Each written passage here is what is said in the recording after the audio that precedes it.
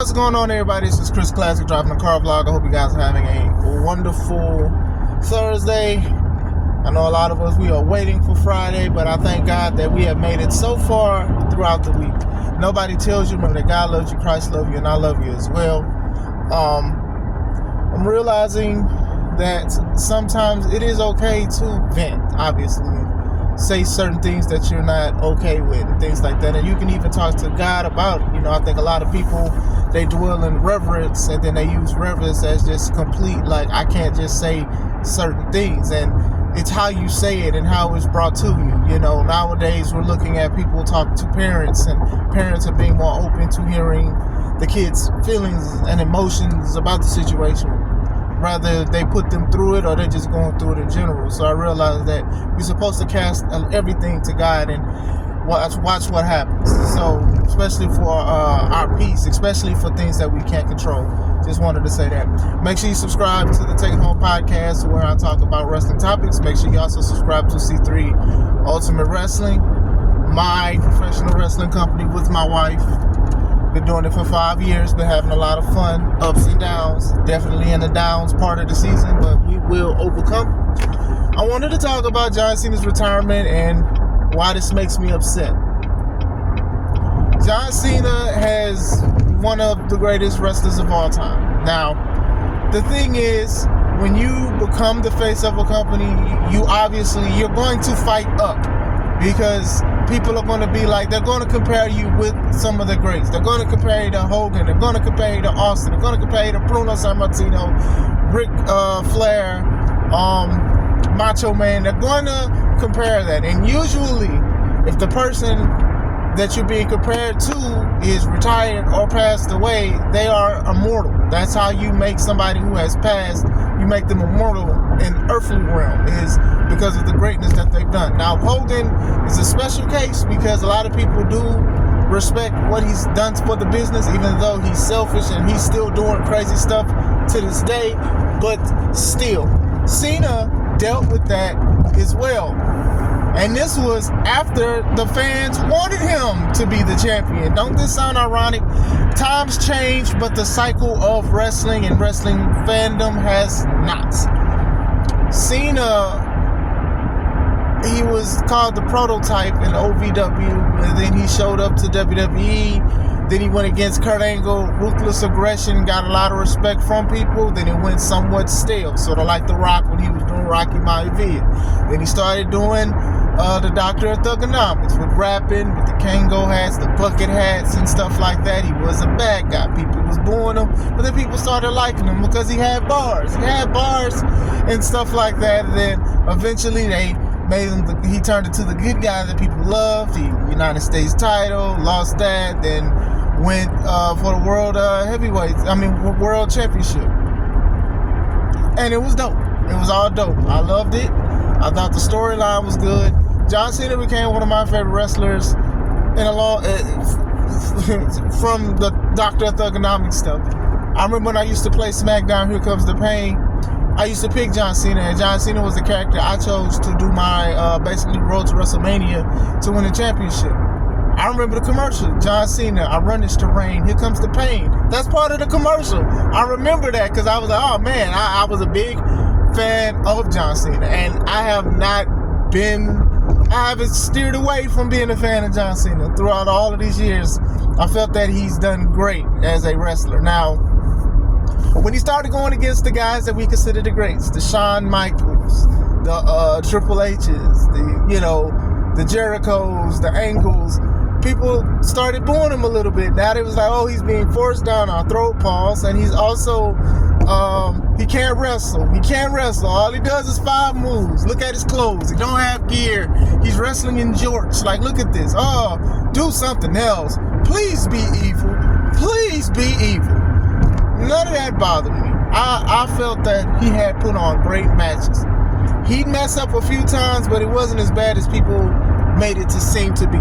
It was to the point that he would break the fourth wall and do extra moves or do different things, and sometimes they worked and sometimes they did not. It's just a part of the wrestling or whatever like that. But like I said, even now with hustle, loyalty, respect from, my time is now, you can't see me, the catchphrases, stealing stuff from G Unit like this.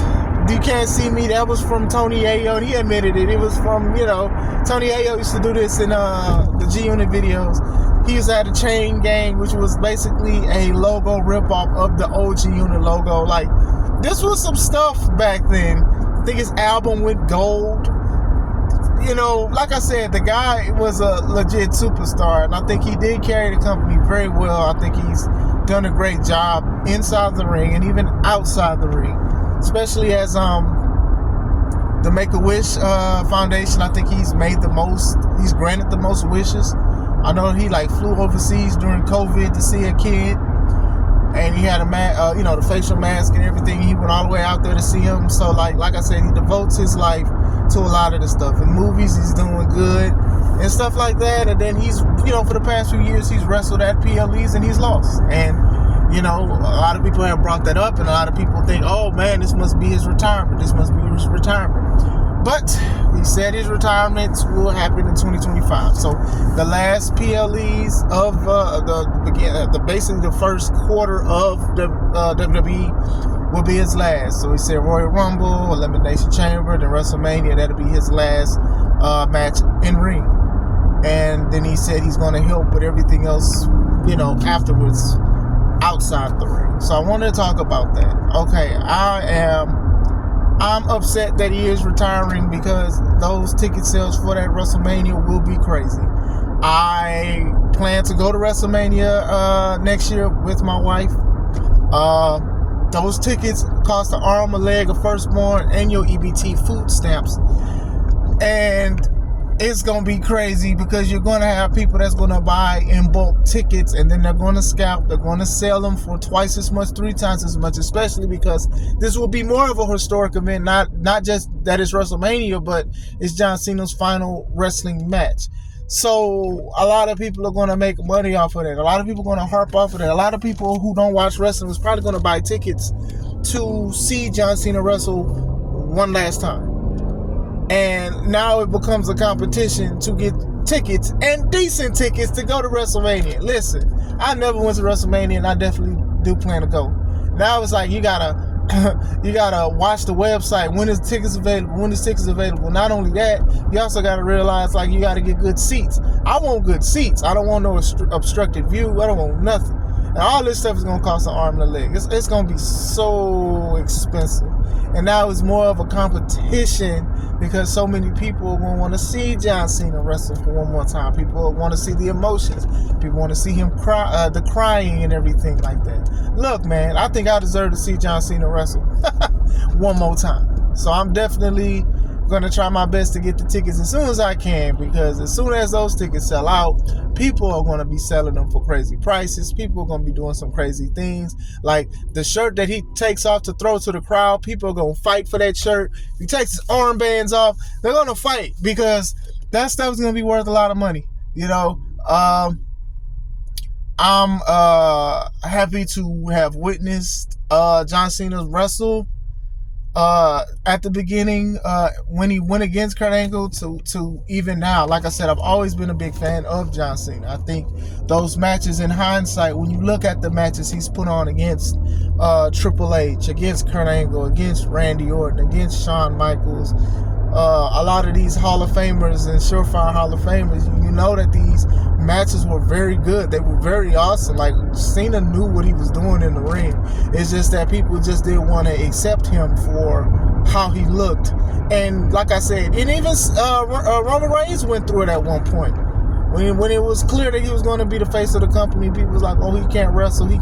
Now, it took him longer to find his footing than Cena did.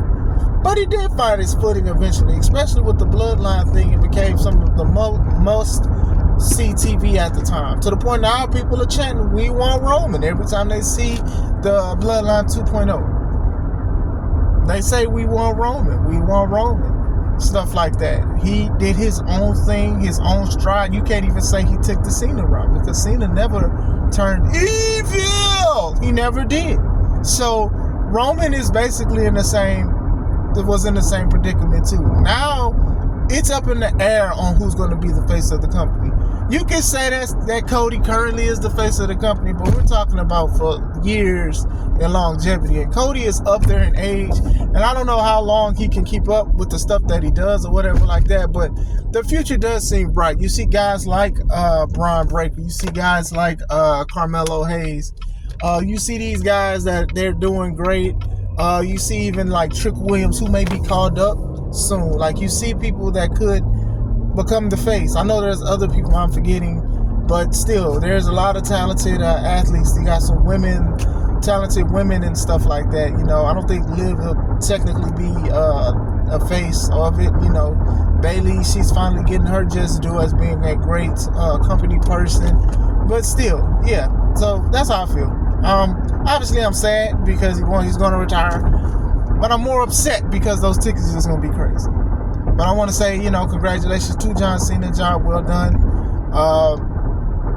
Making a name for yourself, not only in just WWE, but in professional wrestling yourself. And I've always said that, like, sometimes when you love something so much, you try to make a lasting impression.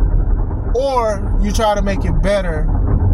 You leave it better than what it was when you got into it. And I think Cena has done a great job with contributing his body, his life, his heart, his mind, body, soul to the business and stuff. So even him deciding to be behind the scenes and stuff like that, that's totally cool.